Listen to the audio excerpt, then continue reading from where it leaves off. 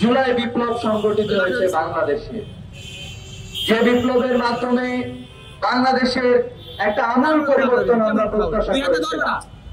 কিন্তু আমরা ইতিপূর্বে দেখেছি যে বাংলাদেশে যে সকল ধর্ষণের ঘটনা ঘটেছে, সে সকল ধর্ষণের সুষ্ঠু বিচার বাংলাদেশে সম্পন্ন হয় নাই।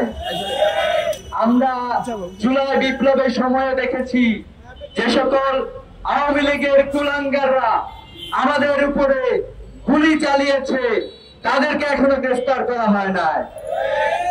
যে কুলাঙ্গার বাংলাদেশে ধর্ষণের সেঞ্চুরি করে জাহাঙ্গীরনগর বিশ্ববিদ্যালয়ের ছাত্রলীগের কুলাঙ্গার নেতা মানিক মিষ্টি বিতরণ করেছে, তার বিচার পর্যন্ত আমরা এখনো পাই নাই।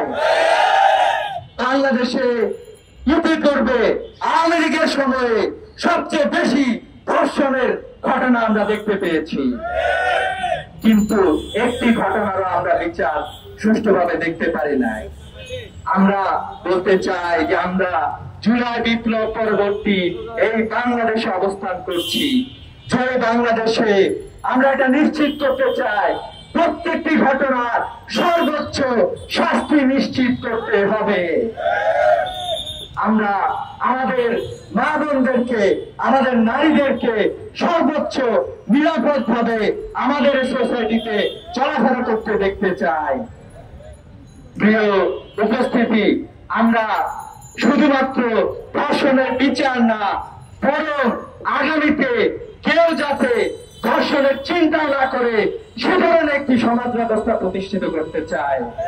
এজন্য আমরা বলতে চাই যে আমাদের লড়াইটা অনেক বড়, শুধুমাত্র বিচার না, সেই সাথে আমাদের শিক্ষা ব্যবস্থায় পরিবর্তন দরকার। যে শিক্ষা ব্যবস্থা আমাদেরকে নীতি নৈতিকতা শিখাবে। আমরা এমন একটি সোসাইটি গড়ে তুলতে চাই যে সোসাইটি আমাদেরকে নীতি নৈতিকতা শিখাবে। আমরা এমন পরিবার গড়ে তুলতে চাই যে পরিবার আমাদেরকে নীতি নৈতিকতা শিখাবে, যে পরিবার নারীদের সম্মান নিশ্চিত করবে। এই আশাবাদ ব্যক্ত করে আমাদের সমাজে নারীদের প্রতি জিরো সহিংসতা নিশ্চিত করার আহ্বান জানিয়ে আমার বক্তব্য শেষ করছি। আসসালামু আলাইকুম।